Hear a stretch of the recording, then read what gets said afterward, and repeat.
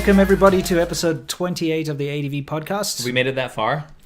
We have quite a doozy for you today. And, we always do. On to what's new. Okay, so we can get into the actual show today. As you know, what's new is when we talk about things that are new, especially with regards to China. Sorry, I'm still mad. Well worth it, says this guy. I'm worried that the super chats are not going to come through, but we have to do super chats. Yeah, we will later. Now, we're going to start out with something that's very much been in the news in China. Mm-hmm.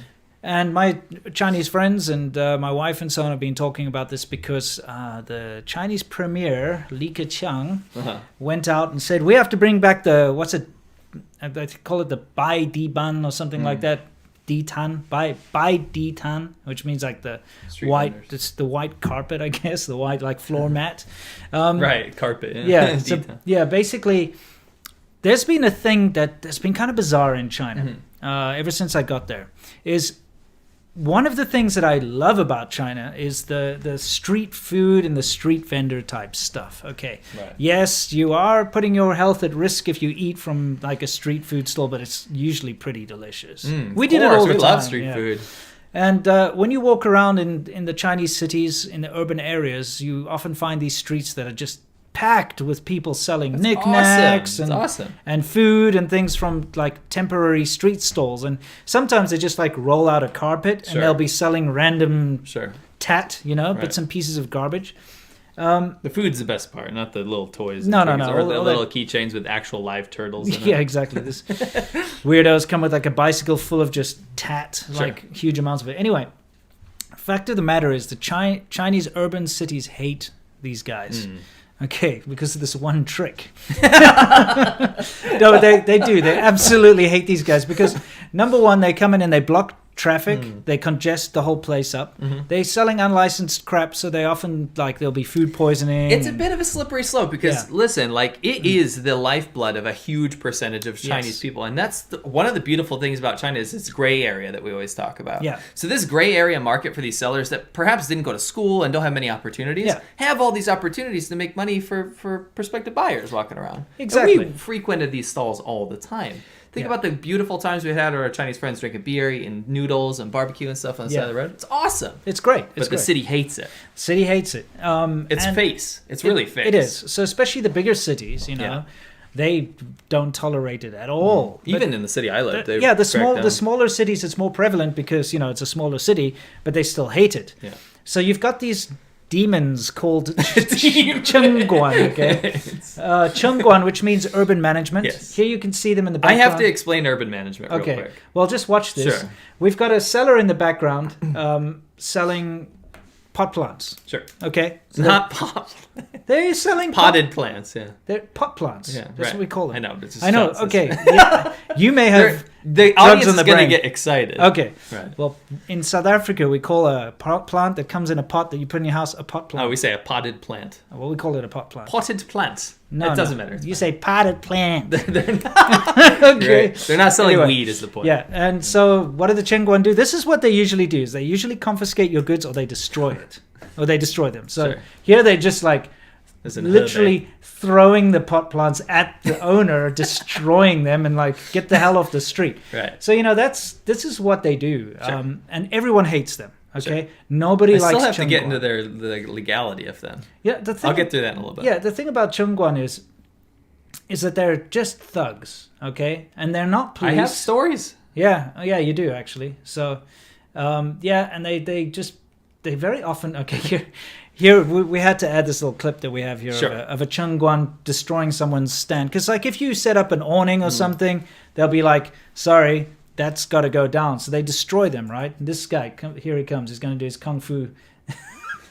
And he fails. And the stall fights back. Yeah, the stall fights. That guy barely even tapped it. See a little tap? Oh, for all the listeners out there, this Chengguan, this thug, fake cop dude, tries to kick a metal pole on a stand and it knocks him over. Yeah, he basically it's like a reflex. It's kind of funny. You can start your story. Yeah, I just want to explain what's happening in the background while you tell your stories. I was in this was in Xiaxia, I think it was, and it's like a ghetto of Shenzhen. I love to walk around. Well, it's an urban village, I love walking around filming stuff. That's what got so much B-roll. And you can actually see the Chengguan. This is more civilized than usual. Yes. Okay, yes. these are more civilized Chengguan. And you can see in the forefront, kind of at the right-hand side, like up there, you can see an awning. And it's not supposed to be there. And these kind of goods on the street, you're not supposed to have them on the street. See how it's blocking it. The Chengguan are going to come to clean it up while you tell your story, so people can see them in action. Go for it. So Chengguan are basically, it's a scenario where people that either want to go into the police or they want to get a job but they can't, right? And oftentimes these males will join this urban security force, basically, and they have absolutely no credentials in terms of policing.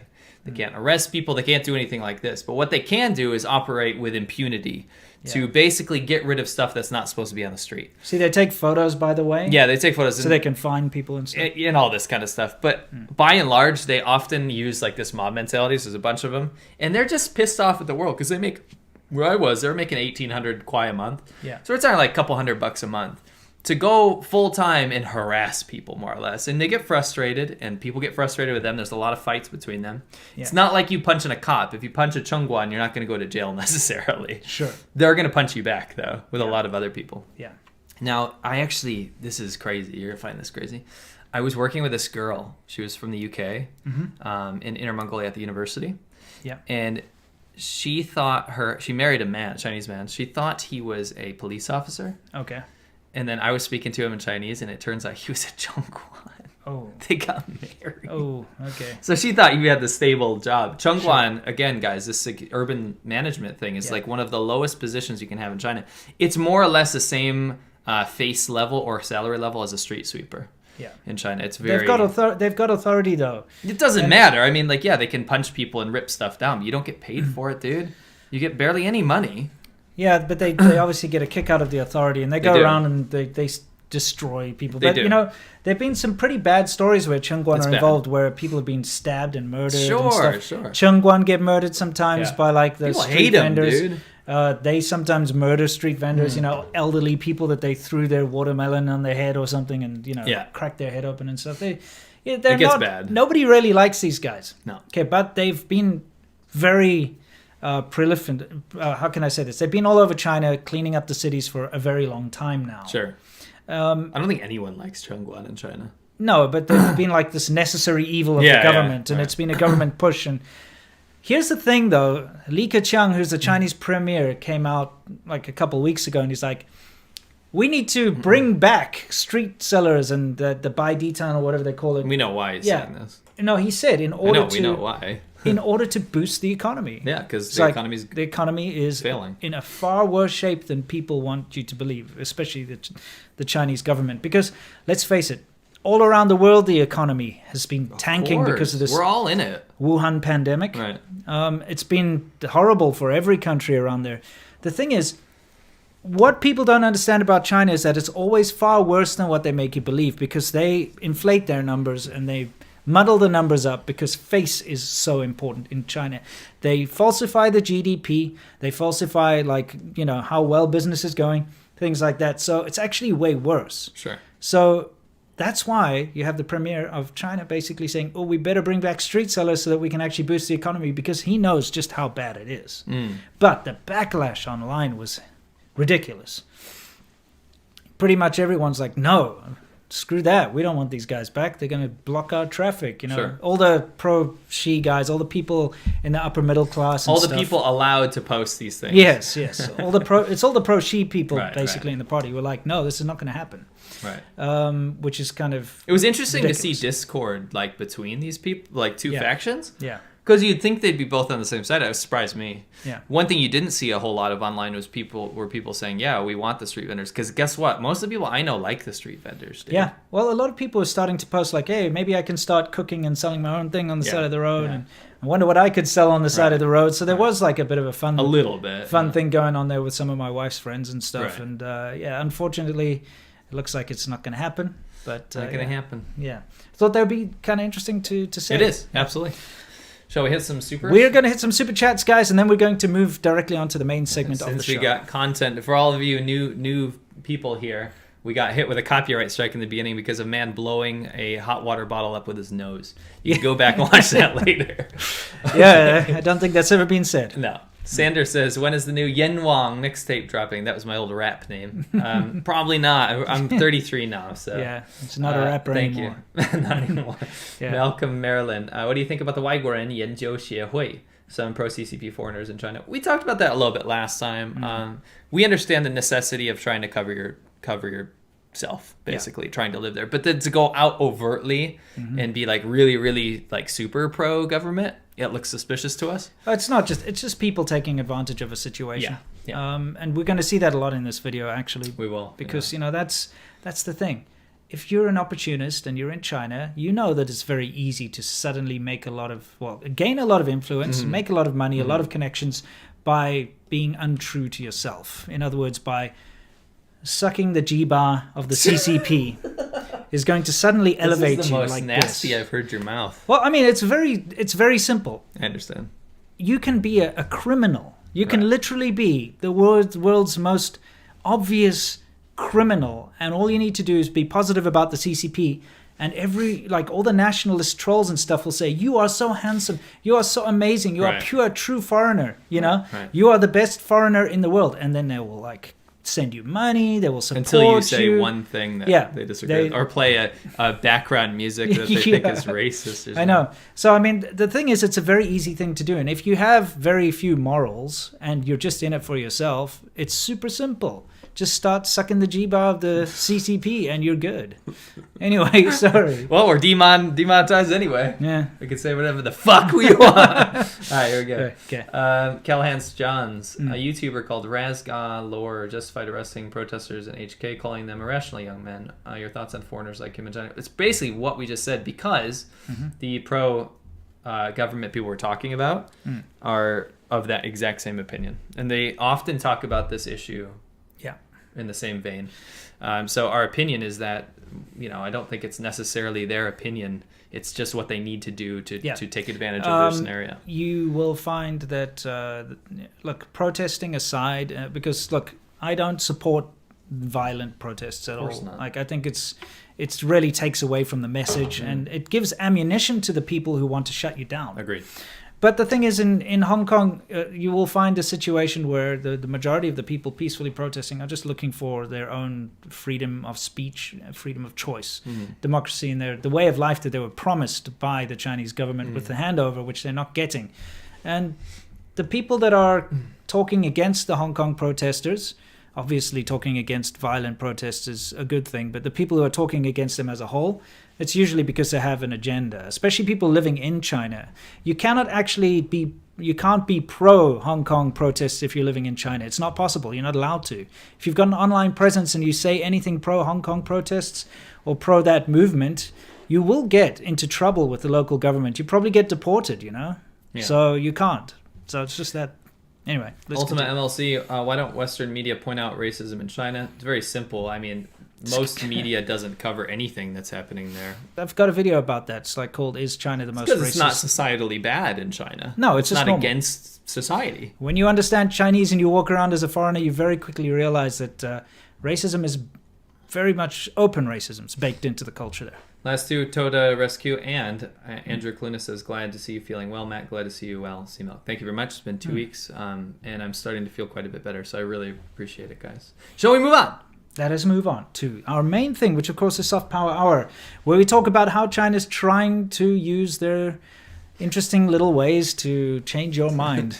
Okay. Or big ways. Yeah. And today we're don't demean their techniques. They're they are solid. They are great. And that's what our show is about. It's about soft power. So sure.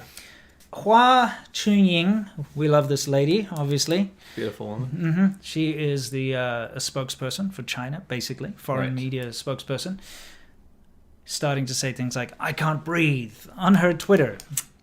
This has been an incredibly, how can we say, well-timed respite for the Chinese government, because there's been so much focus on China recently, especially with the pandemic. I was going to say more of the focus on how the treatment of Africans within China. Yes. This is a perfect thing for them to reel back from. Exactly. We've had that serious racism against Africans in Guangzhou. We all know we've got the whole Uyghur situation, in Xinjiang. And we've got various other human rights abuses going on in China at the moment. And so this coming along and America being kind of thrown into chaos with these protests and stuff is like the best gift China could have received. And they are jumping on it, as you can see here. The thing is, guys, in China, the way the police treat criminals, from our own experience and from what we've seen, is absolutely horrendous. Right.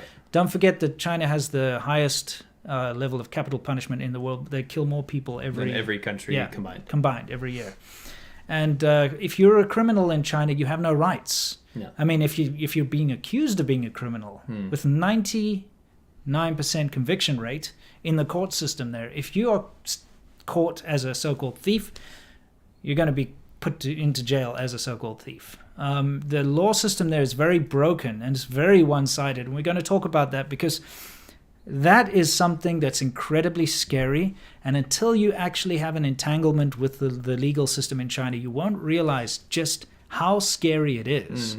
And in fact, if you knew how bad it was, you probably would want nothing to do with going to China at all, really. And I count ourselves very lucky to have managed to avoid any serious brushes with the law. I mean, we had serious ones, but we got out. Yeah, we managed to get out, but so close. Right. Anyway, So yeah, using this to their advantage, reason being, it gets them out of a lot of hot water with the whole African situation. Now, we've spent a long time in the past few podcasts. You can pause it here. Yeah. You might want to pause it here.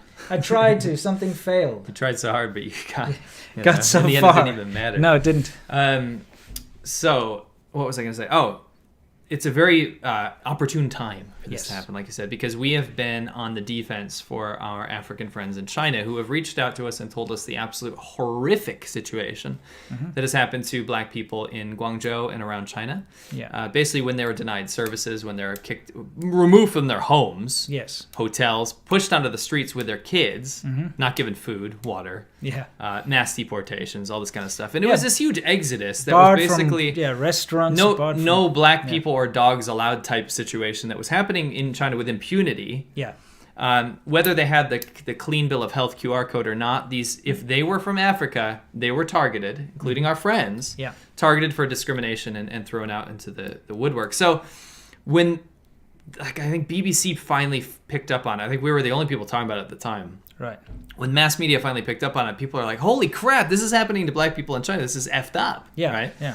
So people started going apeshit, and they're like, holy shit, like, what's wrong with the mainland China, blah, blah, blah. But then the Black Lives Matter thing happens in America, and the Chinese government's like, yo, finally, we can take this off our hands. Look at the human rights abuses of America. America is so mean to minorities and all this kind of stuff. And they jumped on it, right? Look at this. I Have a Dream, But I Can't Breathe by the China Daily, which is the official mouthpiece, the big official mouthpiece of the Chinese Communist Party. And they're doing a real big job to try to convince Africans all over the place, except for the Africans who live in China that know the real deal. Yeah. That equality is something that can be achieved in China, not in the U.S. It's impossible. You have no idea how crazy that idea is. China does not treat the minorities well there. They have 56 so-called ethnic minorities, but they basically try to absorb them into the Han majority culture, and they're treated poorly.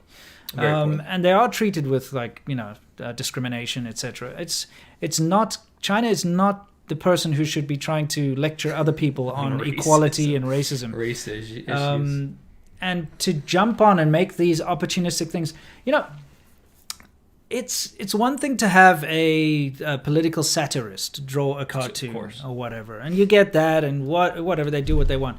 But to have the government, state media do something, it's like if the White House put out a press release with a stupid cartoon, poking fun at Xi Jinping or something. It's like the White House doing that. It is, and that's what people don't seem to realize, how bad it is that they're jumping on this. I mean, they literally put a cartoon out. This is literally the Beijing. Yes, and they say Black Lives Matter, and they put 3 different brown hues, fists. Different hues of Hashtag I can't breathe. After what just happened, after what we've seen happens in China to black people, our black friends that have to put up with this shit, it boggles the mind. No, it really boggles the mind. That's one thing that China's very good at, though, is that when I say China, I'm talking about the Chinese government, again, for people who somehow conflate the two. What they'll do is, if they're doing something that's bad, and they see someone else doing something that's bad, they will point the finger at that person. Look how bad this person is. You know what I mean? Right. Have you noticed that? Right. So just for a little bit of context, we have a picture of that same woman who did is doing the "I can't breathe" tweet, who's the China foreign spokesperson, and she says there's a speech bubble says, China hopes all countries will abide by the principle of fair competition and jointly safeguard a fair and non-discriminatory market environment. This is in response to the Huawei thing. Yeah, and in the background you can see the Chinese have blocked Google, Twitter, Facebook, WhatsApp, YouTube, etc., etc. In other words, it's not fair competition. So it's just showing you that's kind of, to give you an idea. And of course, we have a very common police tactic in China to subdue criminals or suspects is to kneel on them, and that's what they do, kneel on their necks. So the reason that this cropped up is I saw someone, like a Chinese person, tweeted, show me one Chinese police who kneels on someone's neck. So it took us like 2 minutes? Well, what's funny is I got there's a ton of these, by the way. Yeah. Chinese people are the ones that offer these up. Sure. And it's because they saw some of the state media stuff and they're like, what are you talking about? It's so common. We've seen it with our own eyes. In China. Yeah. What happened was actually one of the things that happened when we had Churchill Customs. We're in the small village and we just hear this like screaming from outside. And there's like these police chase down this guy. Wasn't that the meth guy? Yeah, and they were just tasering. One guy he wouldn't go down. Yeah, they taser with like one of those handheld shock things, and one of the cops is on his neck with his knee while they still continue to taser the guy. You still go. Yeah. So anyway, we've seen this with our own eyes. It's pretty common. I think it's a common way to subdue a criminal or someone who's fighting. Yeah, it was just nobody wants to see this kind of stuff. Or we didn't play these clips because they're pretty brutal. But these are videos. Don't ever buy into the idea that there are countries, especially countries like China, out there that are the champions of no police brutality. And again, not whataboutism. Yeah, police brutality in every country is terrible. Yeah, and obviously there's a reason there's this movement happening in the U.S. Yeah, but for a country to latch onto that and claim themselves as the pariah of this scenario is absolute bullshit. Yeah. When you know that it's much worse. And again, it's not whataboutism. It's much worse. Yeah. So you can't listen to a country, and I think a lot of people will be duped by this. They'll look at get caught up in this burning American flag nonsense shit or whatever, right? Yeah. And the people that, that maybe some of the more violent people, more radicalized people, not the peaceful people that actually we support. Sure. The actual radicalized people that are going crazy about this stuff, they'll latch on to a media message like that from a different country that they don't understand. Yes. And say, listen, it's probably much better in that said place. Yes. Yeah. When there's no checks and balances. Correct. There's no rule of law and there's no judicial system. So you don't understand how bad it can get in a scenario like that. That's why when I see the official spokesperson from China and the official media from China criticizing America and pretending as if they are so morally pure and so amazingly good, it boils my blood because I know that that's not the case. I know it's far worse in China. Like when you've lived there and you've seen the way that the government behaves towards its own people. Now that being said, the police operate in a very different sort of a way in China, and you could say that the American police are much more in your face and they're much more, they have guns. Most of them, the Chinese police, most of them don't have guns. So you get less shooting deaths. But that's not what we're talking about here. The violence towards criminals is pretty bad, and once you're caught and in that system, you have no hope. Not only not criminals, people that protest. Yeah, sure. Right? So you see the people protesting successfully in America and actually changing things. Yeah, that's the point of a protest. Yes, they actually succeeded in making some changes and starting organizations, and it's a beautiful part of democracy. But the thing is, this happens to you no matter what in China. No matter what view you have, if you assemble. Yeah. No matter what. Yeah. Not 1 out of 100. Everyone. This is their fate. Yeah, exactly. So they cannot change anything, and they will be treated very poorly by the police there. So anyway, let us move on. I think we've talked about this enough. Yeah, The whole point of the Soft Power Hour this week is just we would like all of you guys out there to see past this nonsense. When China starts to pretend to moralize about things like this, you have to understand that they have no right to moralize about this stuff because they are far worse perpetrators of injustices against human rights. and taking children away from their families and doing all sorts of nasty things with the minorities there. And if you've lived there and you know it's true. Mm-hmm. Anyway, it's time for us to move on. And it's time for us to move on to something that's maybe Super even chats. more depressing. Oh, yeah. Sorry. Super chats first. Right. We got some real Wumas in the comment section today. Oh, fantastic. Jesse, keep an eye out for that. Yeah. Some real Wumas. Yeah. Cool. Brian, thumbs up. Sorry, JPN. Copyright infringement donation. Thank you so much. Thank you very much. Super appreciate it. Mark Navarro, SerpentZA and Lao Y. I want to say thank you for all the info over the years. Your videos really helped me, given that I was a Mexican living in China.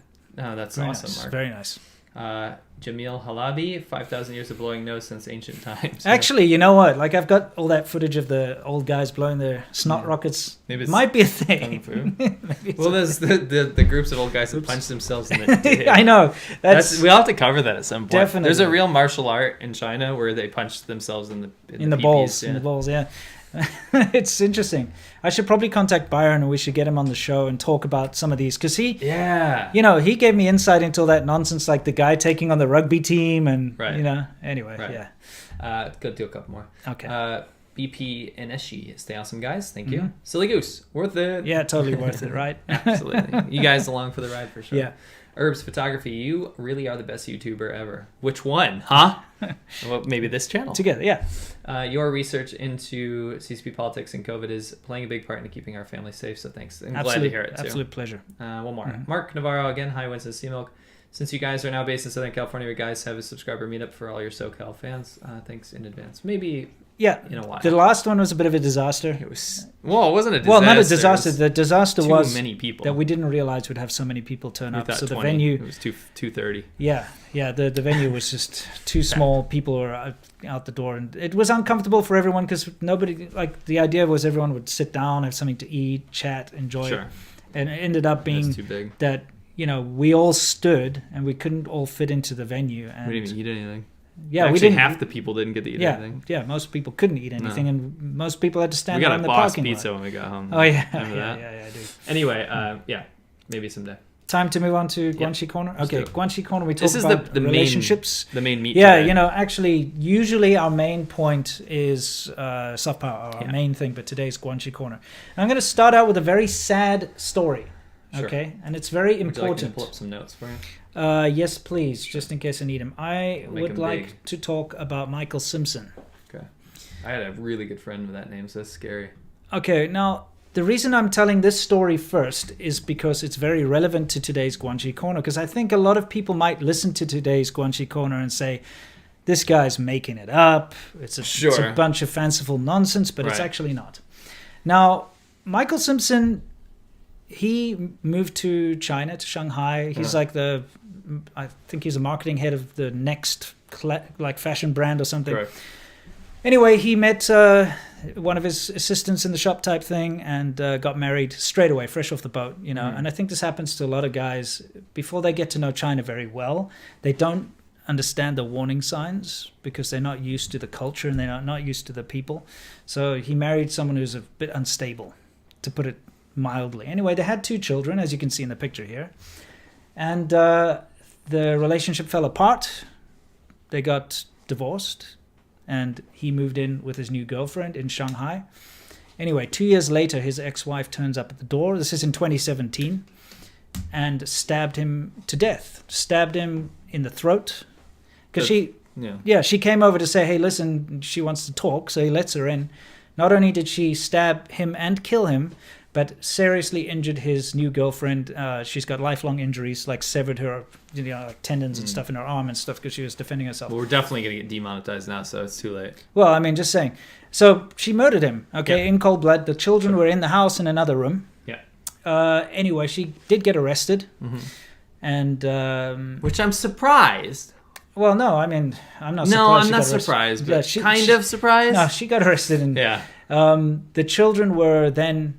Now, this is the part that really irks me, okay? These children both are British citizens. He's British, right? Okay, joint British and Chinese citizens, the way Chinese, it works. half Yeah. white. Which is not really allowed in China, but it's not recognized in China. That's what makes this worse. No. You see, they can have the resident kids before they're 18 can have a resident book to live in China, but they have their citizenship. That's what we did. All right, cool. Anyway, basically what happened is the children were then handed over to the mother, the murderer's parents, that set of grandparents, who lived 1,000 miles away in like a very rural city in Hubei. The grandfather's an illiterate bicycle repairman, one of those street side ones. Yeah, street guys. Basically, those guys are awesome, by the way. Yeah, absolutely. But the grandparents were impoverished, living in like basically a terrible situation. Grandkids sent there. All right. His parents, the murdered guy's parents, obviously wanted custody of the children, China's like, no. They fly over there. China says no. Yeah. Now, here's the disgusting thing. The grandparents living in the rural part of China said, you can have custody of the children if you pay us more than 500,000 RMB. So they basically tried to sell the children. It's like $100,000 almost. Yeah.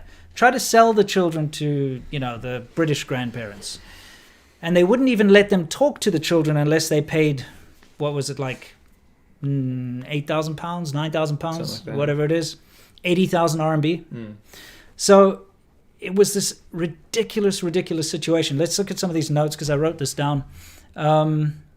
Okay. Oh yeah. No, this is also what's really frustrating is the grandparents told the children that their father, the murdered father, had abandoned them and gone overseas to work, basically. So they didn't even know that the father was dead yet. Okay. Right. They didn't know that their mother had murdered their father either. And bear in mind, the kids had been living with the father full time for 2 years. They loved their father. He loved them. The mother wasn't even around. She's, a crazy. Well, she's a murderer. Yeah.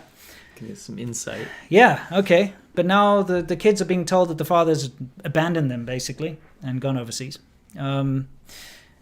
So anyway, they wanted that 550,000 RMB, $100,000 or whatever, to sell the children, and they also wanted a letter of forgiveness from those grandparents, because apparently, according to Chinese law, if a letter of forgiveness is written, then the sentence gets reduced.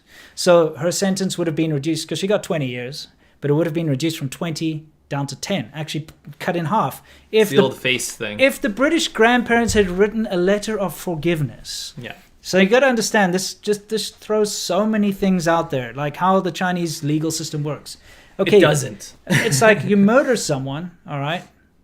But if the person you murdered's relatives write you a letter of forgiveness, suddenly your sentence can be reduced massively. It's a very, very dodgy system, because think about the bribery that can be involved, all the backdoor situations that can actually be used. Of course. Give the judge a BMW. It's over. Yeah, exactly. Have a body double go to jail for you. Yeah, there's all sorts of crap. But what I'm trying to put forward is the absolute absurdity of the situation, okay? When the grandfather, his name's Ian, went over, the British grandfather went over, one of the uncles of the Fu family actually told him that he should feel sorry for the woman, the murderer, because she's just lost a husband. And that he should pay reiterate that. Yeah. The uncle said told the British grandpa that he should be easy on the woman and give her sympathy because her husband just died. Let me read the exact quote. Okay. He said, an uncle of the Fu family, who is himself a judge, so he's a Chinese judge, told the British grandparent, you should have sympathy for Wei Wei because she has lost her husband. And he also demanded that the British grandparents give money to the family because they are looking after your grandchildren. Was he told, or was the court convinced that she wasn't the murderer at that point? No. They knew. Then obviously. How do you say that? That's psychopath. So this is what the British grandfather said. He said, they seem to have forgotten the backstory and decided that we are bad guys coming to take their grandchildren away. Okay. I told him, we are the ones who lost a son. Your daughter killed our son and killed the children's father. You see, the logic here is absolutely astounding. And this is what happens when you have a foreigner versus Chinese situation.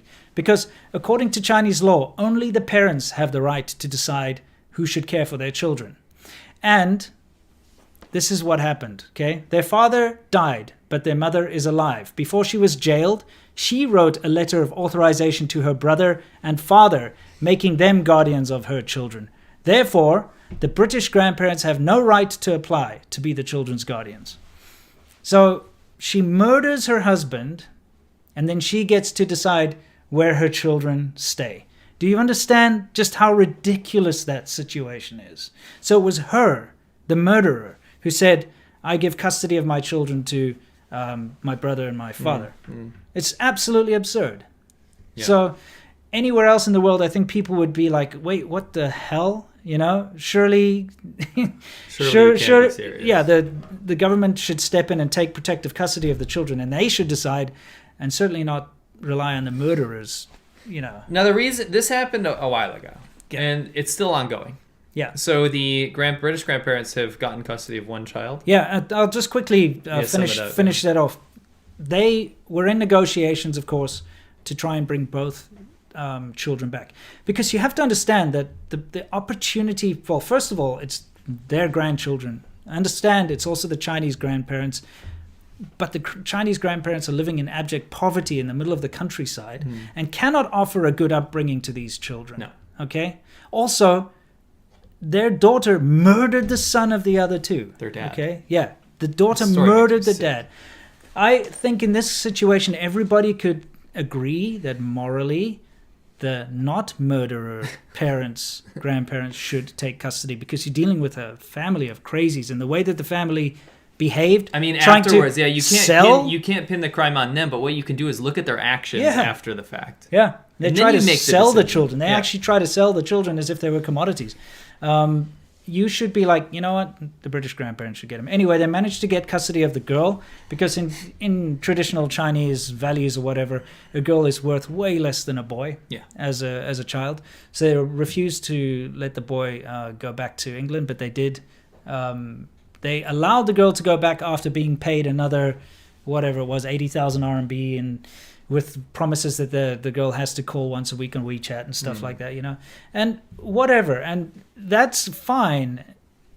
But the fact that they had to sell the girl to the other grandparents and put them through all this rigmarole, and then at the last minute refused to sell the son to the grandparents and kept him in rural China, where they've still telling him that his father abandoned him, by the way. He still doesn't know his father's dead, which is ridiculous. Dude, that's so and he cannot speak English anymore, even though he grew up learning English with his father. They've erased that part of him away from him, and it's a terrible, terrible story. And I want people to listen to the story because it's very true. Look it up. The guy's name is Michael Simpson. You can read about it online. It's just horrific. And this is what happens when you get a court battle situation with a foreigner versus Chinese. It's almost impossible for the foreigner to win, because you have to play by the Chinese rules, and China is always number one. China is always right. Our Chinese people always come first. You know? Not only not playing devil's advocate here at all. It also happens. It's not just about this. It's so niche to just point out this is what happens with foreigner versus Chinese. Sure. This also happens when one party has massive influence and the other party does not. You are powerless in court because there is no independent judiciary. That's true. And that's the base function, right? It doesn't matter if you're a foreigner or not. If you have an independent judiciary, you should have a fair trial. Sure. Right? If you come to the U.S., a Chinese person can go to court. They can have a fair trial. Yeah. You can't do that as a foreigner. You can't do that as a poor person. You can't do that as someone that has no connections in China. It's all the same. Yeah. It's bribery and it's corruption and it's pure evil. Absolutely. And you're 100% correct. The difference is that this is not a particularly well-connected family we're talking about here. That's so in this situation, I agree. Foreigner versus Chinese will always take precedence 100%. So it's like a caste tier system. Foreigners the bottom. But yes, we've both met a lot of Chinese people in China who've been screwed over. Totally screwed. And there's nothing they can do, even when it's not their fault at all. Especially when it comes to like property and stuff, or like, especially lost generation parents. Oh, it's terrible. So the reason we brought this up, because it is old news. Yes. The update is that, like you said, one child has gone back to British custody. Yeah. Now, we were contacted by a person. We were going to, he didn't even ask for this, but I'm going to change his name and his wife's name and any date and any pertinent information, but keep the meat of the story, exactly what happened. And locations I'll change as well. The reason I brought this up is because it mirrors this quite succinctly this story. And this is something happening now. So, yes, we didn't know Michael Simpson. It's something we feel heavily for. It happened while we were in China. And we have very similar circumstances because we're both married. We both have half Chinese, half Western children.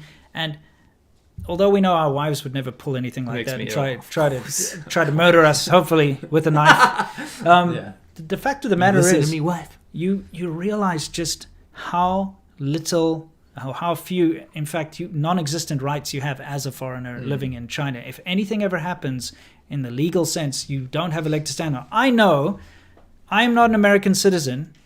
I'm here, on a legitimate working visa.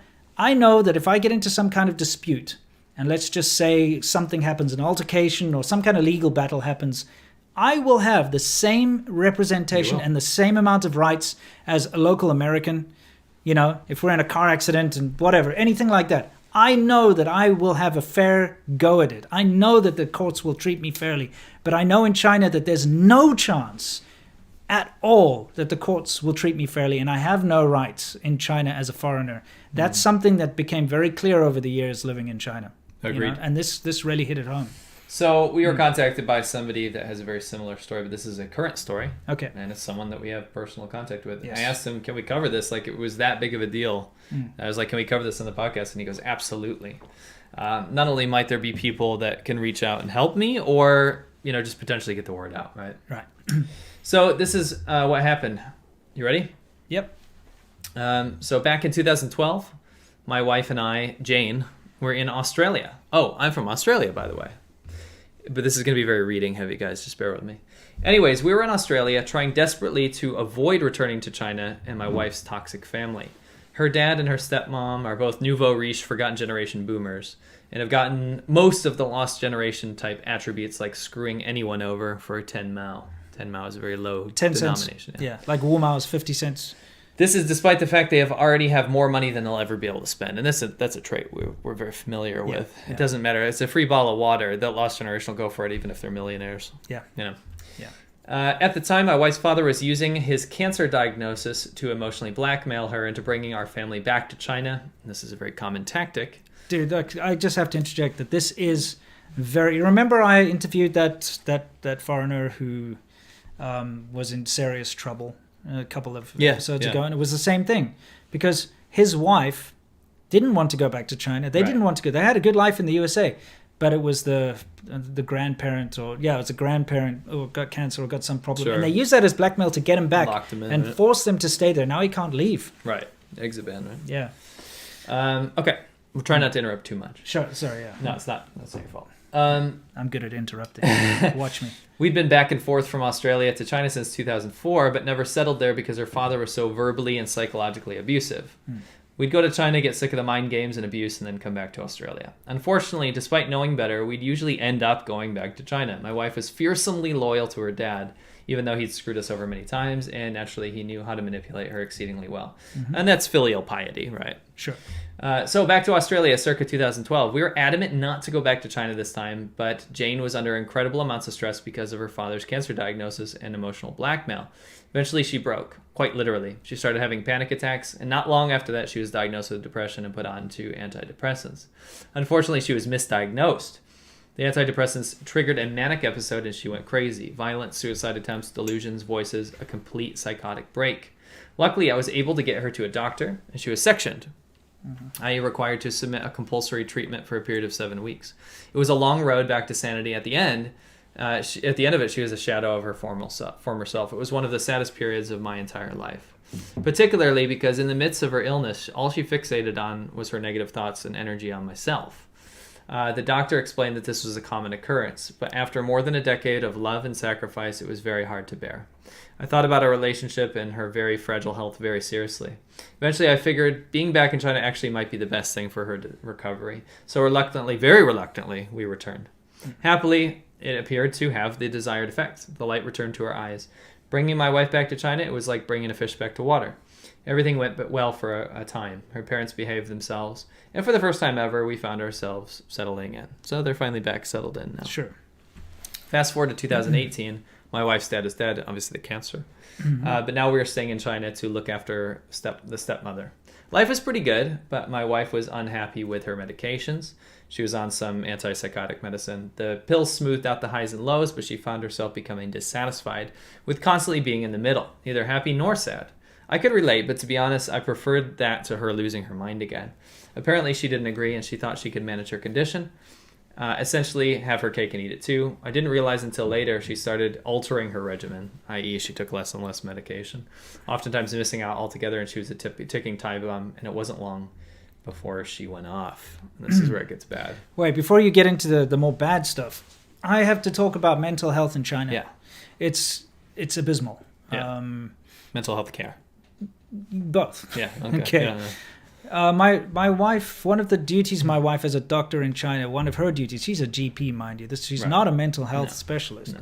One of her duties was she had like an Excel spreadsheet of all the mental patients in the district, okay?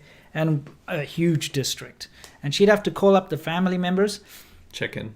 And basically say, are they taking their medication? Yes, no, check, done, okay? And if there were problems, she'd have like a police liaison that she would have to talk to go there to check it up. That's it. They leave it all in the hands of the families, okay? Very, very badly monitored, and the families can tell you piss off, and there's nothing you can really do. The way it works in China is terrible. There's no real infrastructure to deal with mental health. Well, it's the belief that it doesn't exist. Yeah, and the thing is, especially with the one-child policy, usually if they found out there's any chance of Down syndrome or any kind of a thing like that, they abort the baby anyway, right? So it's kind of rare to see mentally disabled people in China. You actually, in the 14 and a half years that I lived in China, I probably saw, like, in public, a mentally disabled person about 5 times. I only saw them begging. Yeah, that's different. That's professional begging. But actually, like, as in going to a shopping mall or something and seeing someone being pushed in a wheelchair, maybe 5 times in 14 and a half years. Sure. Different, you pop over to Hong Kong or any other Western country, it's quite common. And there's facilities like there to cater for them, and you get like actual mental hospitals, you get insane asylums, you get all the stuff that people need in order to take care of this. China doesn't have the infrastructure to take care of mental illness. It's never dealt with. It's always just kind of procrastinated. It's like, just, let the family look after it. Oh, it's okay. Just ignore it. It'll go away. It'll get better. And it never does. And you have massive amounts of mental health issues.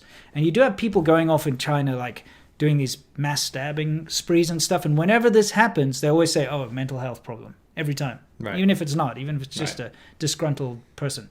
Right. But I just wanted to put that forward, that when it comes to dealing with mental health issues, China is probably one of the worst countries in the entire world. And I really think it stems from the lack of belief in mental health problems. Yeah. Like, even doctors I've talked to don't believe in anxiety or depression or anything like that. Sure. It's not a real thing. Yeah, just like drink hot water and balance your chi.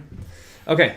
Shall I continue? Yeah, let's get into the depressing stuff. I'm feeling very chipper. I think I need to be taken down. It's not like I want to do this. I just really related to that last story. And I think the guy needs help. Sure. I woke up one more. So remember, she's off her meds now. Yeah. To catch you guys up because you went on a rant about mental health, which is pertinent. Yeah. I woke up one morning to discover she had fully relapsed and taken both of our sons in the car to her mother's house over 4 hours away. Now that's got to be scary. Yeah. It was November 2018.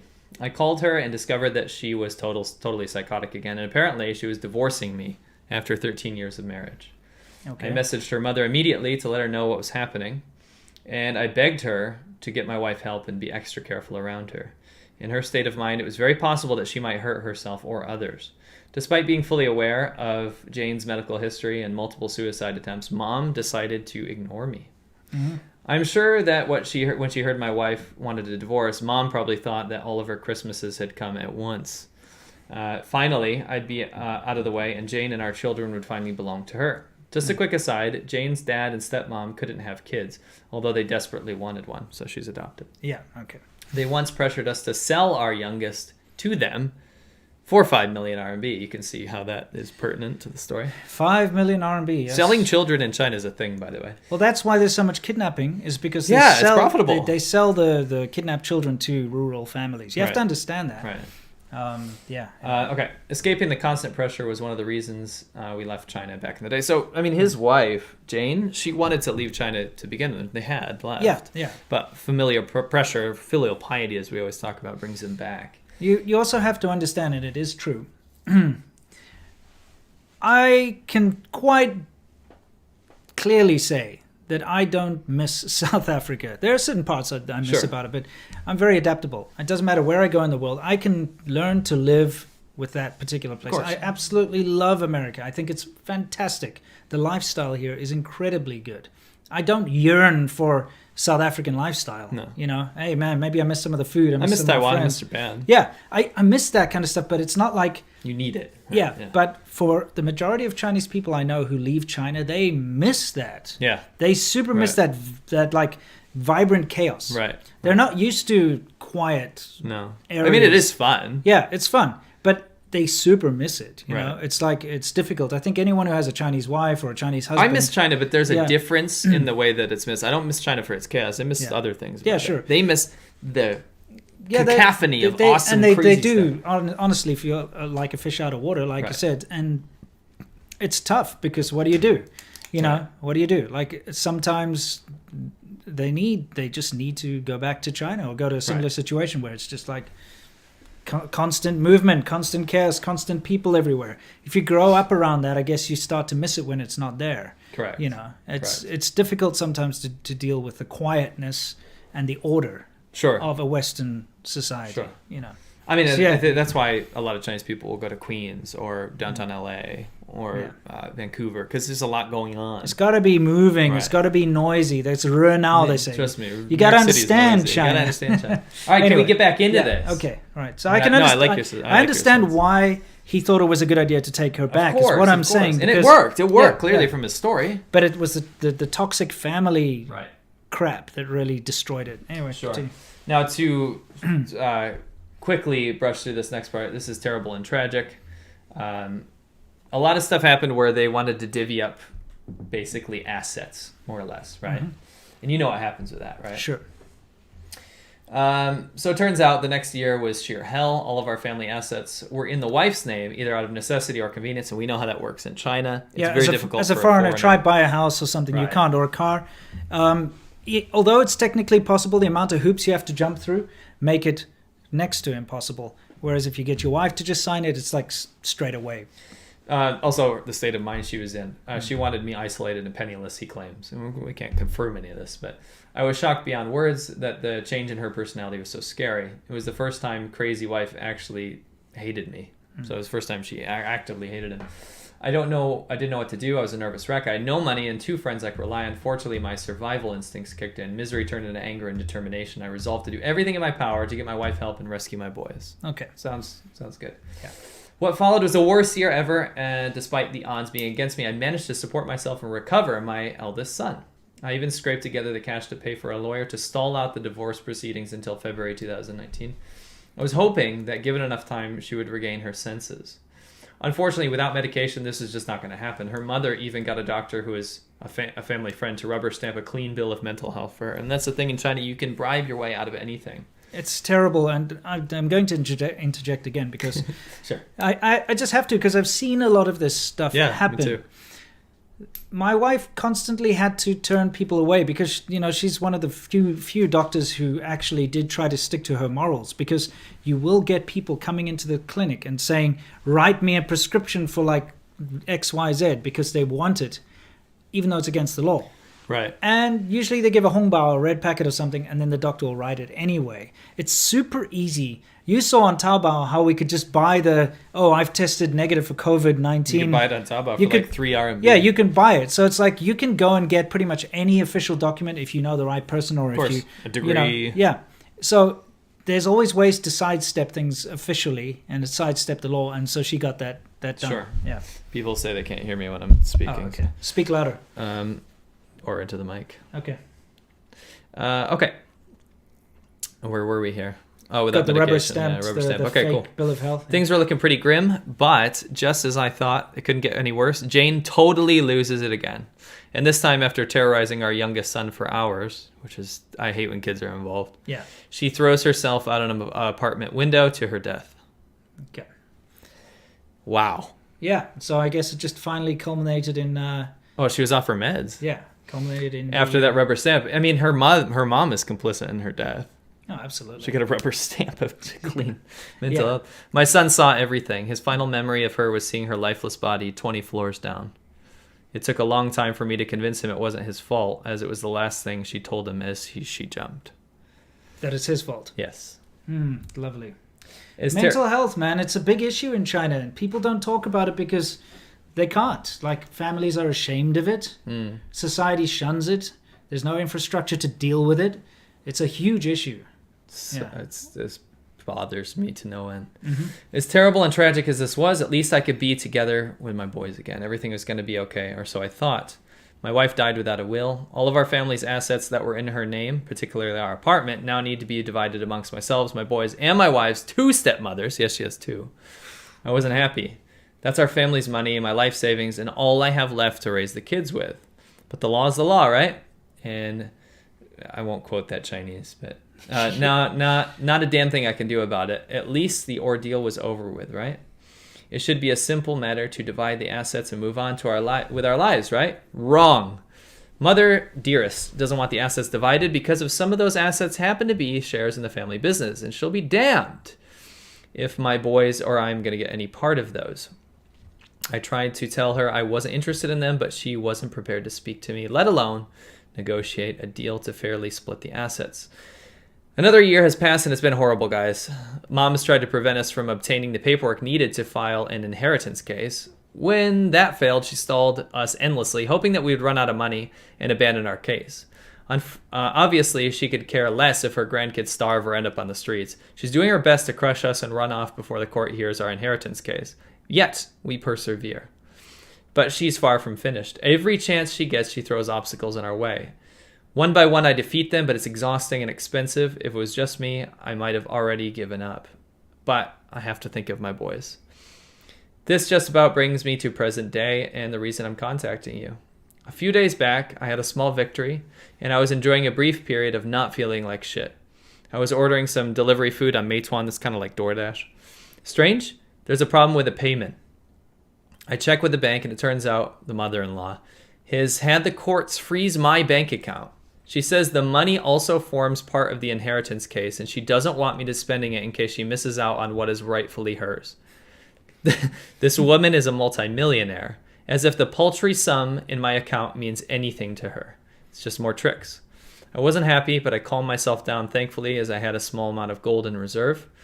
We weren't going to starve, not today at least. It wasn't long after that there was a knock at the door. Our lawyer had advised us that mother-in-law was sending some documents, but he wasn't sure what they were. So there's a postman standing in our doorway with delivery for me and my 2 sons. A birthday card from Grandma, perhaps? Not a chance. The 3 of us are being sued. Grandma claims my wife borrowed 2 million RMB off of her and is demanding that the debt be split between us and paid back immediately. I'm blown away by these tactics, guys. What kind of grandmother does this to her own grandchildren? To make things worse, my lawyer won't even help me without paying him more cash because, of course, this is a separate and unrelated case. This guy even advised us to accept service of all the documents, when merely refusing to do so would have stopped the suit in its tracks. He purposely set us up for a fall, and himself for a potential payday.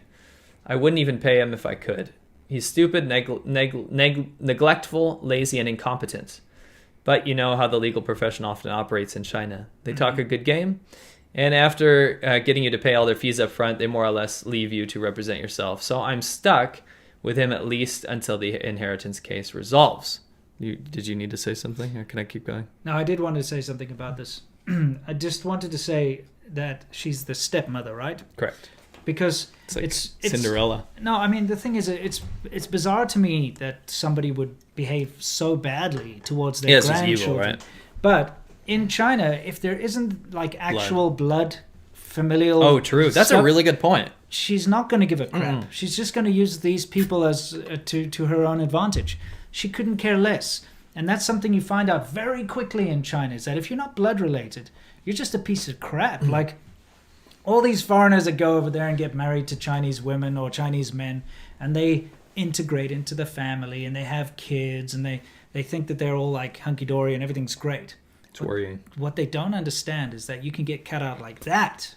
Oh, get the hell out. You're not Chinese. You're not really part Obviously, of our family. like a good chunk of these people's families are not going to be evil like this, but the potential legally is there. You know, one thing, guys, both C-Milk and myself have a lot of subscribers, okay? And especially in the earlier days, a big reason why a lot of people followed my videos is because they were dating Chinese women or Chinese men, or they were in a relationship, they're getting married. And I've heard a lot of bad stories. That's the majority of my patron questions. A lot of bad stories about how they lost so much money, they lost everything. They bought an apartment together with their wife, and then, you know, the wife divorced them. The family pressured her into divorcing them, and then he couldn't even go back into his own house because now the police won't let him back in. He gets deported. He loses everything. It happens a lot, right? It does. So the fact that the grandkids are the result of, they're not related at all by blood to her. She couldn't care less. It doesn't mean anything to us. No, I mean, like that's the thing. I understand why she's being so absolutely evil. It's not justification, but it's like I can understand why. Yeah, it's good to tell the subscribers because that as well. If the thing is, if they were blood related, she probably would have made sure that he couldn't have custody and would have taken them away. Yes, I mean if she was that evil, right? Well, I mean, we saw what happened with that, right? with Michael Simpson. Right. It's a similar kind of thing. Anyway. So let me round out this guy's story. I know you guys are very invested now. This is good for the listeners out there. You don't even have to watch our faces. But so to summarize, the wife went crazy and killed herself. All my family money is tied up in assets that I'm being prevented from accessing. My boys are traumatized. They need counseling, and they're stuck in China because if they leave, the courts may not consider allocating them a share of the late wife's estate. Add this to the CCP virus and all the crap that came along with it. Mix in the fact that my bank account is frozen and we're being sued for 2 million RMB. The cherry on top, my lawyer wants a small fortune to deal with a frivolous lawsuit. Gosh darn it, guys. This is one humdinger of a shitty situation. Yeah. And it's the only one that I have left. Now, the $1 million question is, why am I messaging you? Well, I've hit a bit of a dead end. I need your help. Nothing too serious. I need a referral, really. So we talked about, I spoke to him at length about the legal situation, lawyers he can talk to. Yeah. It's going to be more of the same probably, but you might get lucky with a pro bono dude that really just wants to help him out. Yeah. And really, that's pretty much it. He did send a follow-up. We'll probably, I'm in contact with him right now. I want to see how this ends up. We'll give you guys, he sent me a big follow-up, but we'll do it next time. Probably in Guanxi Corner. Here's something that I have to add here. I saw some comments of people are like, you should just leave, you should run. What you don't understand is that he probably can't. No, it's exit ban. Yeah. Remember we interviewed John, that guy called John. Yeah, why do people keep thinking you can just run away? Yeah, you can't. Yeah, John, the gym guy. The gym guy who got into a legal dispute because, you know, he basically signed his business over and it had some debt or something. And it's not even 1% of what this guy's dealing with money-wise. 200,000 RMB or something. Anyway, the fact of the matter is he found out quite rudely when he tried to go on holiday that he wasn't allowed to leave China because there was an open court case involving money. Right. So this guy probably couldn't leave if he tried because of this court case against him. So it's a terrible situation to be in, and I need to hammer this home to everyone out there. As a foreigner in China, you have no rights. You are dealing with a system which is based on corruption. It's based on relationships. It's based on who knows who. It's nepotism. It's guanxi. It's connections, you know. And you don't stand a chance. And also the language barrier. If you can't read and write Chinese, all the legal documents and stuff that they throw at you, it's seriously, seriously bad. It is. You know what I mean? Yeah. So, look, my heart goes out to this guy. Big time. He's dealing with something that's absolutely sounds like hell. Disgusting. And the more I read the follow-up, I was just like, I'm dying. Like this, I can't imagine him and his kids. Yeah, it's awful. I really hope that he manages to sort this out. And he's going to stay in touch, and we'll keep you guys. I think you guys are probably invested now in this story. So absolutely. Guys, you know, a lot of you guys out there take it for granted. Just how well protected you are by your government and by your judicial systems. Most countries, yeah. Most countries. I mean, even South Africa, as corrupt and garbage as it is, and you still kind of have a fair you have a fair go at it anyway, even though they're just probably going to, screw you over anyway. The fact of the matter is, you still go to court. It's still the British legal system. You still get to prove your case. There's a jury. Yeah, you get to really have a chance. In China, you don't get to have that chance. It's just the state. Yeah, and it's bribery. Yeah, exactly. State bribery. It's pretty awful. Anyway. Okay, now let's just do the last thing. I actually found out what happened. I'm going to update everyone. We usually have about 4,000 people watching us at any given time. We only have 1,200, and you know what happened is that whenever this number capped at 1,200, after the content issue happened, it stopped going to people's feeds. Oh, is that That's what people keep saying in the comments. Okay, makes sense. So you guys are a very small group today. It's nice, one-on-one. All right, cool. Let's move on to the last thing. We'll do questions at the end. We're going to talk about the world view. Okay, we talk about things... Just a quick one. Yeah, regarding the world. Correct. And views and China. That is right. So everybody knows nowadays because of COVID-19. Yeah. Zoom has been a very necessary app for a lot of people in terms of work meetings, work from home. I mean, now people at Geico are using it. Yeah. What's it called? Schools. All the kids. My daughter's on Zoom school. Right. Everyone is using Zoom if you have to be in contact with large groups of people. Yeah. And it's conference software, right? Now, it does have some ownership of a mainland Chinese person that is in the Communist Party of China. Right. And that has caused security concerns, and it's actually on the board for discussion whether military should use it and things like that because of potential security threats. Absolutely.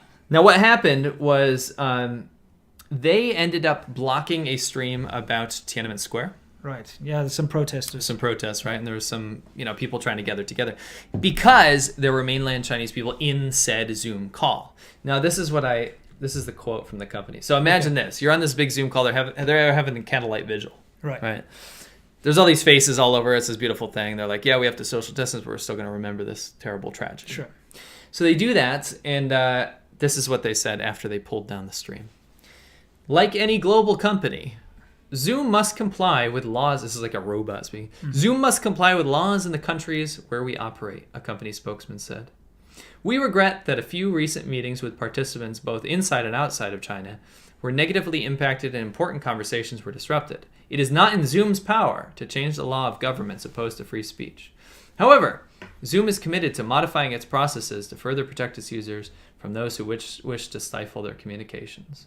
So this is what they said. In a statement, Zoom said it was obliged to respond to requests from Chinese authorities as long as users in China participate in video conferences. That is bullshit. Absolutely. Think about this. You're talking about Tiananmen Square with 10 people on a Skype group call. Skype's not going to cut your thing. China might cut your contact. Yes, yeah. But Skype's not going to be like, no, we have to, because there's a mainlander on here, we have to make sure that they're protected from this bad information. Well, you know what it is, obviously, is Zoom doesn't want to lose the mainland market because... They're from China. Yeah, well, okay. But the thing is, all companies understand that if you piss off China, okay, you lose the market. They will block you. They will block your ass. Look at every company ever that's ever had any kind of free discourse or allowed people to search Tank Man or something like that. Bing was one of the Bill Gates there's some serious shit on his hands for this. Yeah. Bing was one of the first to self-censor for China. There was a Bing version of China, and it blocked everything. Yeah, exactly. You could search anything and get no results. Yeah. Yeah. Anyway, it's just horrible how these companies are bending over to China's censorship. This one, for me, it's not shocking because it's a Chinese company. Right. The reason it's shocking is because so many people latched onto it knowing this could potentially happen. And they're probably going to get away with this unscathed. Because their bullshit statement at the end is that we're working hard to make sure people's communications aren't stable. They're not talking about freedom of speech. No. They're talking about, we're going to make sure people have strong connections, It's not about not taking down... They will continue taking down anything that is illegal in China if there's a Chinese person involved in the conversation. Yeah. And to me, that is the biggest pile of shit I've ever heard in my life, because you can't say, my app is used by someone in a different country where it's illegal to do something. That doesn't make any sense. Right. So you're saying in YouTube, right? Let's say YouTube. It's illegal to show a woman without a headscarf or something in Saudi Arabia or Iran or some shit, right? Sure.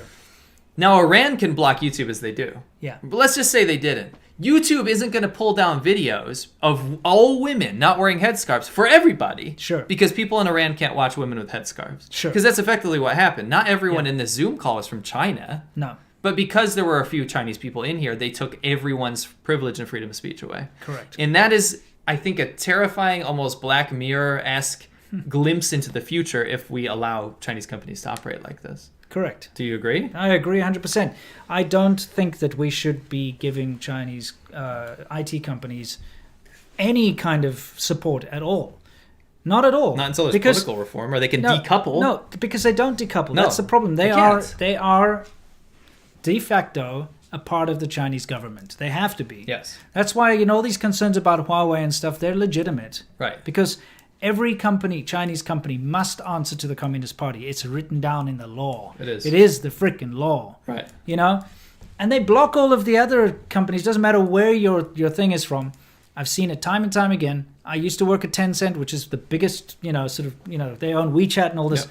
While I was working at Tencent, they had a floor. Okay, I knew people that worked on this floor, the entire floor of that main head office. The only thing they would do is go and look at what's popular right now. So they'd go see, oh, look, there's a new app that's popular. WhatsApp. What is this? This is it's a very popular app. We're going to reverse engineer it. Right. And that's all they did. That one floor, their entire job is to reverse engineer popular apps and programs that are being, successful in the West. Once they had reverse engineered it and made their own Chinese version, they would then apply to the government to get that app blocked in China. And they'll come up with some bullshit reason. Oh, this app, is not acceptable in China because, they talk about Tiananmen Square or something, whatever. Block the app. Corner the market. Suddenly, the entire Chinese market is now open to this Western app that's been China-fied. Right. That's what they did. Okay, that's what China does. The worst thing is that, we know that China blocks off Western apps or whatever apps, right? Yeah. Reverse engineers make their own version to corner the domestic market, but then they repackage it and make it slick and then sell it back to the West with huge security flaws. Yeah. Massive opportunities for data mining. Yeah. And this is what you see with Zoom. We haven't seen any proof of data mining yet, but you got to be super concerned when a company pulls a public stunt, like public censorship like this, when it's blatantly used by every American right now. Look at TikTok. TikTok shutting down pro-Uyghur accounts, pro-Xinjiang accounts. Never mind the fact that, and I don't want to get too tinfoil hat here, but guys, a program like TikTok gets access to your microphone, your camera, all of that stuff, because it's all about recording your stupid selfie, jump around, look, I got a watermelon in my hand, whatever. That's what people do. Yeah, that's what they do. Probably. Yeah. TikTok is all about that crap, right? Right. So the fact is, you give permission to the Chinese government to listen to your microphone and your camera. So all you guys out there are like, I'll never put Alexa in my house. I'm never going to put Google Home. There's a microphone listening to my conversations. What the hell? If you have a TikTok account, go screw yourself. It's way worse. Yep. At least Google can be held accountable. Right. If someone finds out that their data has been stolen by Google, Apple. You get screwed. They get screwed. You can put a lawsuit against them. The CCP decides that they don't like you. They're like, oh, they've got a TikTok account. Easy. Let's just listen into everything they're saying. They can do it. So don't open yourself up to that crap and be all sanctimonious about Google or Amazon. A little pro tip: if you want to look at TikTok, go to the TikTok website and look at it through there. Don't make an account. Just do it on the website. You don't have to use your phone. That's a good. Why would you want to watch that crap anyway? You do it because I harvest information for what's happening, especially within China. Yeah, you understand that's relevant, right? I suppose so. I could also just go to a garbage dump and look at all the rotting, festering garbage and be like, "This is interesting. I like this. Look how it moves around." That's clever. Yeah. Sorry, I'm not a big fan of these short form. Media but you have to admit that they're a force to be reckoned with in today's society. Absolutely. Okay, try to just stay relevant, dog. I'm just an old man. All right, this is it. Run our little animation. Oh yes, of course. Now, guys, questions and answers. This is where we answer your questions. It's gonna be short. Run out of time here. How are you feeling, Matt? Any better? Nego Weeb. Yes, thank you very much. I really appreciate you guys checking in on me. I'll do a little update on my next week's video. Tornado Brick. Do Chinese people still believe in the mandate of heaven? If so, do you think the CCP virus is it being revoked? No. Older people believe in the mandate of heaven. They're very superstitious. The CCP believes in it. They believe in it. That's why they try so hard to shift the blame all the time. It's because they're so old, those party members. Yeah. The viruses, the virus being bad for China in terms of domestic opinion of the Chinese government you are a fool if you think that it's actually worked. No. Nobody is. They've never been more supportive of the Chinese government. Yeah, because the Chinese government has made everybody believe that it actually came from outside. Right. It really look worked. how great we are. The craziest shit you can imagine, actually, the stuff we predicted and almost laughed about actually happened. Yeah, pretty much. Beverly Weber, thank you for the great content. Sorry about the copyright hit. Here's a few bucks, guys, and stay safe. How you feel, Matt? You look well. Thank you, Beverly. I'm feeling much better. And also, I feel mostly bad for the literally most of our audience that didn't get to come in. Yeah. It sucks. Well, hopefully they can watch later. What I'm going to do is I'm going to pull this episode after it goes up and get rid of that thing, so it's not hit by a copyright strike. It'll go to their feed. Okay. Because it's not going to anyone's feed right now. It's a good idea. Jeremiah should leave it in there, but like take the audio out. Take the audio out. Yeah. You know what I mean? Yeah. Jeremiah Johnson, refresh yourselves in these trying times with silver bullets from the coldest blue peaks. Yes. I love you, Jeremiah. Yes, absolutely. Thanks for always keeping us up to date on all things. It may not be the best beer, but you know, that turning blue gimmick is awesome. You can literally give, dude, if you give Winston one of those like naked lady pens where you rub the cartoon and then her like clothes come up, you'd be like fascinated. Not because of the naked lady. He's like, that is tech. No. That is high tech. No. I know all about that stuff. We had those little color changing Hot Wheel cars and stuff growing up too. You love those. Yes, super cool. Super cool. You like color changing stuff. Apparently so. Why don't they paint cars with color changing paint? They do that one thing where like you can get a wrap where it's like kind of purple and blue and silver in different sunlight. No, I mean like when like it's cold, it changes, and when it's hot.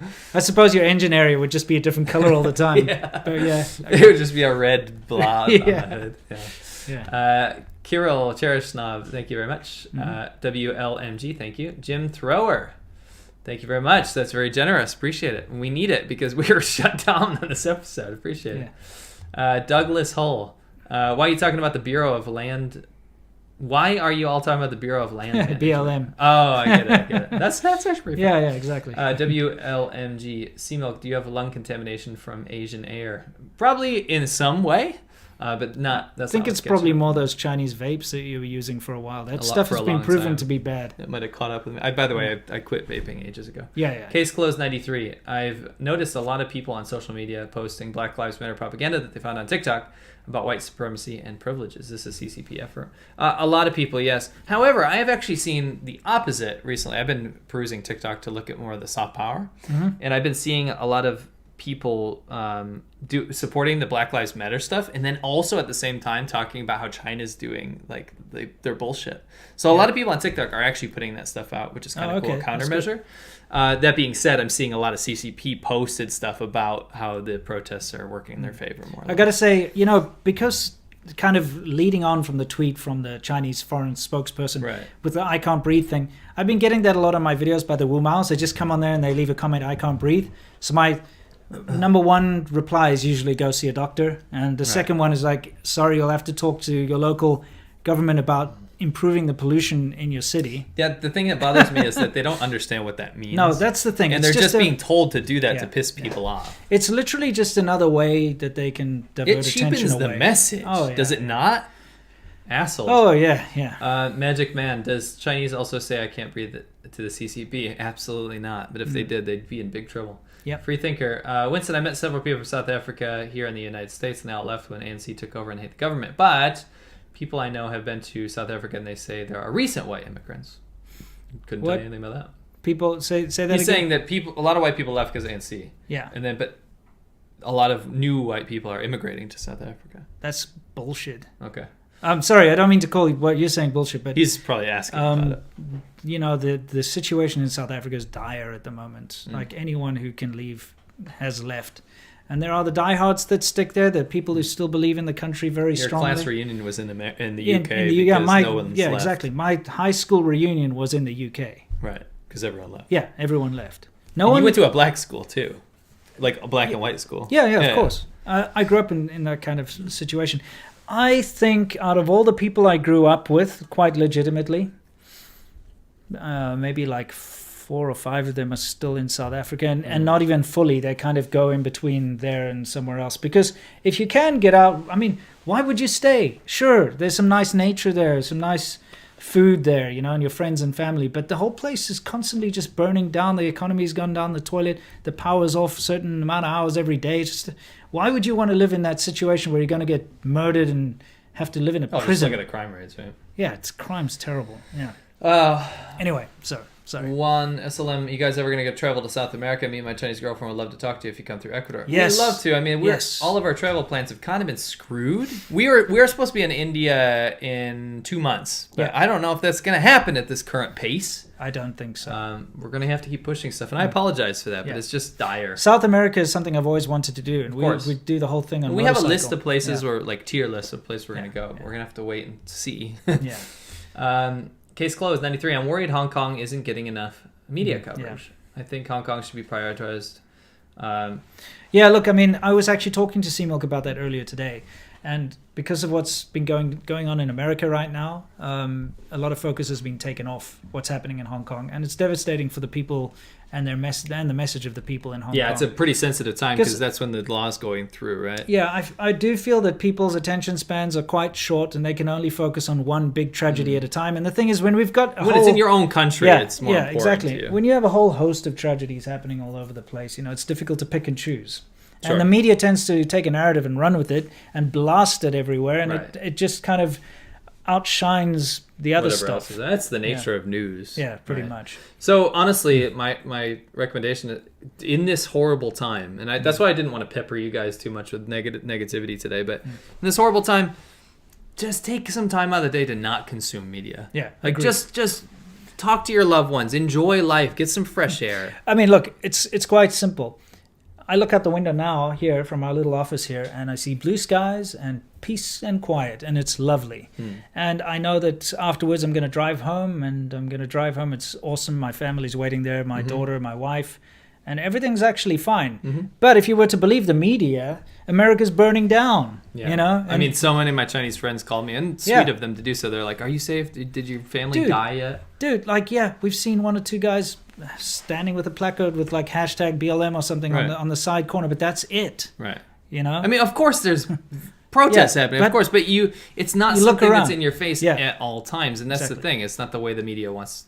And that's why we do what we do on YouTube. We talk about real life scenarios, real life situations, and explaining things from a realistic perspective, not blowing it out of proportion. Yeah, because the Chinese government will blow the CCP out of proportion in a positive way.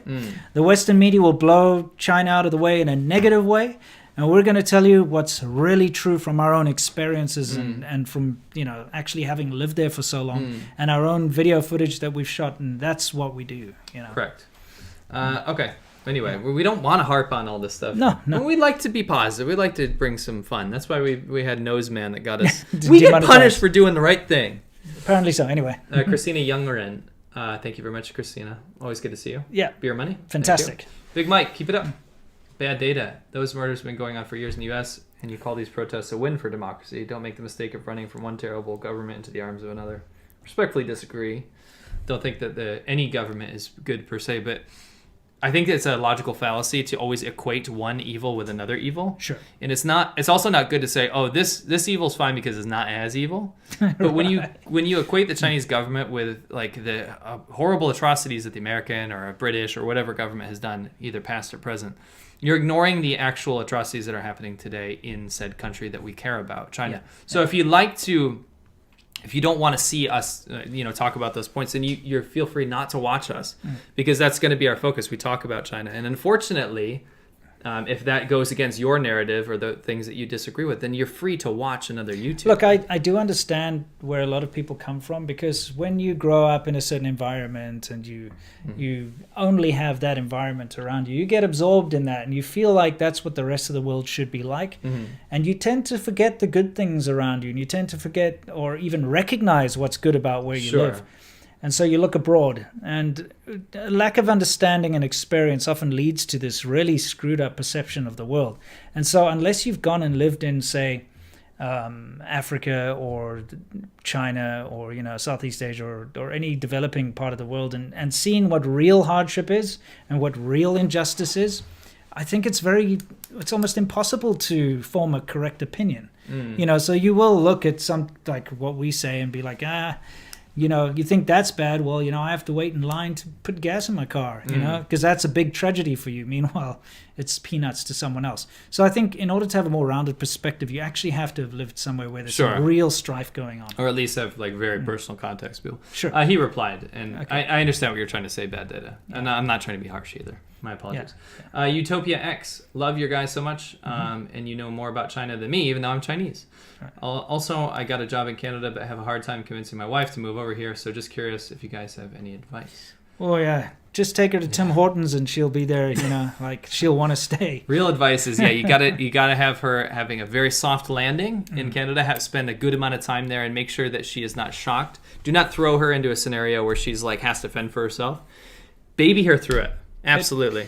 Look, give her a positive experience. Canada has such a massive Chinese community. I think you won't have a problem. You see, that's the biggest issue. When you, like I was saying earlier, Chinese people have something kind of unique to them, and that is that they really miss China like deeply. I think it's an East Asian thing. Because of the collectivist society. So what you do, and this is my experience, not only my own experience, but from what I've seen with my subscribers who are married to Chinese women and men, is getting them involved in the local Chinese communities. It's kind of interesting to know that there are sort of like cultural appreciation societies and stuff. And even my friend who lives in Tucson, Arizona, they got their own like Chinese community thing where Chinese people all get together and they celebrate all this stuff, and they have like barbecues on the weekend and stuff, and they do Chinese-y things and they all speak Chinese, and it's a massive community. And there's a government set up like cultural appreciation center for them to go to. Correct.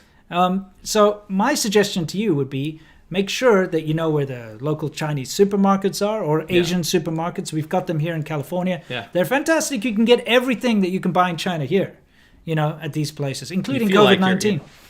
Sorry, just kidding. But no, seriously, it does. You get that anywhere now, Brad. But no, you definitely do feel as if you walked into China. They even speak Mandarin and Cantonese. We speak Mandarin every time we go to the 99 Ranch Market. Exactly. Yeah. It's awesome. And so find a good local Asian supermarket and try to find out where these local Asian sort of cultural things are, and just introduce her to that, and then she'll feel at home, and then there will be local Chinese people in those groups who've been in Canada for a while, and they can sit and bitch about what they don't like about Canada together, and it'll be fun. Yeah, we're running out of time here, so we gotta run through. Sorry. Kato Swiss, bro, you gotta understand China. Thank you for keeping that meme alive. Free thinker, Winston in South Africa. Did you eat bunny chow? Sure. What is that? It's like take a loaf of bread and pull the crap out and put some chips and stuff inside. What? Yeah. What? It's not bad. I don't get it. You'd have to try it sometime. We'll eat it on camera. It sounds like you put chips in, like, you mean chips like French fries? And crisps and all sorts of shit. You'll see. What? We'll make it, yeah. What? Yeah. All right. Yeah. Fair enough. 5-minute code. Do you know anywhere to buy Freedom for Hong Kong t-shirts and proceeds go to the cause? Literally go to the Reddit/r/Hong Kong. They have a huge community, and they're all talking about that, and I've seen a bunch of proceeds going to that effort. Yeah. 5-minute code again. Thank you for all the content. Stay awesome. Thank you. Links 40 Forever from Oklahoma. Thanks for all you do. Hope you and your families are staying well. Stay awesome. You too. Bad Data. You guys should read Outlaws of Marsh. His legal system has been at it for a way long time. Thanks for chiming in again. We'll look into it. Thank you. Paul Douglas. Thanks for the info. Stay awesome. Thank you. Tim Glasgow. What do you guys think about the new federal state of China and its leader, sponsor, Guo Wengui? Hardly any exposure from media since the establishment of June 4th. Even the CCP has been pretty quiet about it. Well, it's mostly a troll. It's just a troll. But there's been a follow-up that I would like to cover in the next podcast. Okay. So we'll talk about that. Sounds good. Mike Huter, thank you very much. You're always so nice and generous. So generous, yeah, thank you. Great show, guys. Here's a COVID swab copyright strike middle finger. Thank you. Thank you for being one of the few people that came in. Yeah. Not that it was anyone's fault. Glad you're better, C-Milk. Thank you, Mike. I really appreciate it. Thindorama. You'll have to reckon with a lot of these dumb developments like TikTok for in about 12 years anyway. Sure. Apparently I don't. My kids don't exist. Personally, I imagine you'll raise your children well enough to be successful. No, you're accepting of it. That's the difference. You don't have to deal with it. Certainly not accepting of it. You've already signed up like TikTok for I use it on my computer and I monitor China content. Okay. All right. So if you guys want me to stop doing that, I'll be less informed. I mean, look, I'm all up for social media. I'm totally a big part of it, but there's certain parts. Did I ever say I support TikTok? Pretty sure I made 2 hit pieces on TikTok. I see you doing the scroll. Did you not see my 2 videos? Yeah, no, you did. Ripped apart TikTok. That's only because you know it so well. Is okay? Tell me what's worth it. I know you're trolling me right now. Yeah. Is it better to be blissfully ignorant and have the whole world just consume it, or have someone stand up and have 500,000 people watch them dismantle it and talk about why it's bad? No, it's totally good.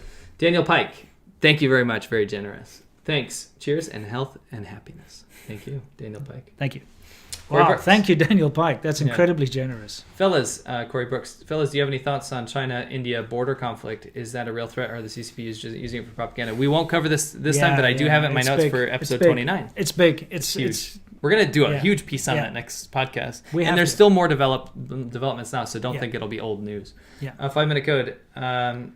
F. LeBron James and his hypocrisy. Oh, that whole scandal because he... you guys know about it. Look it up. LXDKK20.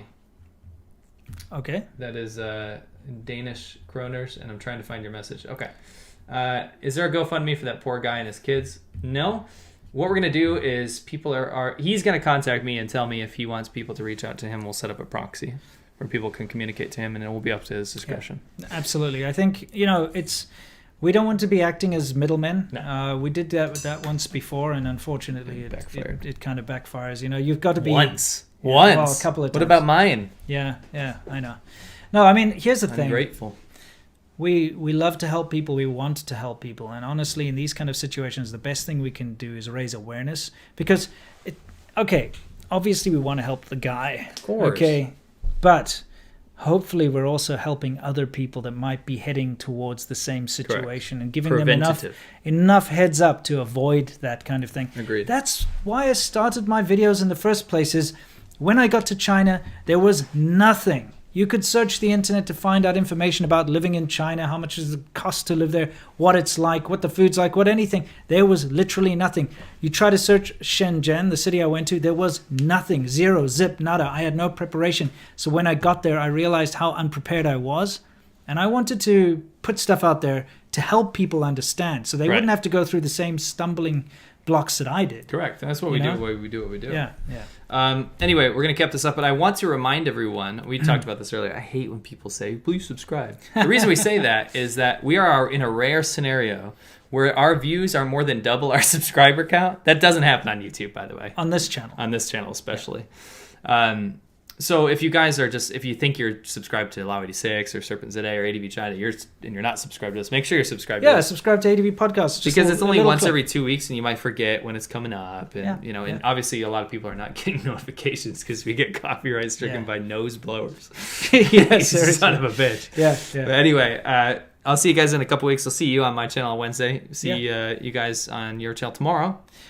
That's correct. I have a video about how I got arrested for flying a drone in China, so it's going to be kind of fun.